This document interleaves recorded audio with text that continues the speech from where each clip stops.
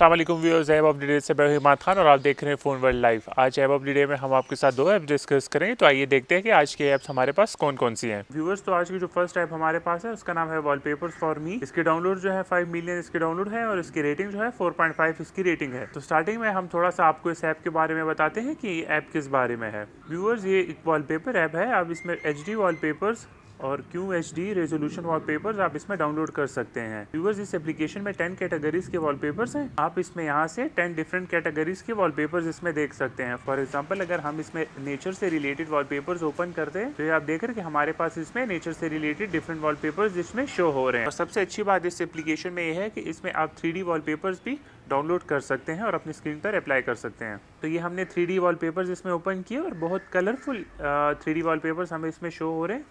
तो इसी तरह आप इसमें 3D वॉलपेपर्स भी अप्लाई कर सकते हैं। अगर फॉर एग्जांपल अगर हमने ये वॉलपेपर अपने फ़ोन पर अप्लाई करना है तो यहाँ पे हमें सेट का ऑप्शन शो हो रहा है। हम जो ही इस पर क्लिक करेंगे तो ये ऑटोमेटिकली हमारे सेल फोन पे अप्लाई हो जाएगा। तो व्यूअर्स, आज की जो सेकंड ऐप हमारे पास है उसका नाम है ringtones and wallpapers for me. ये उसी से रिलेटेड ऐप है।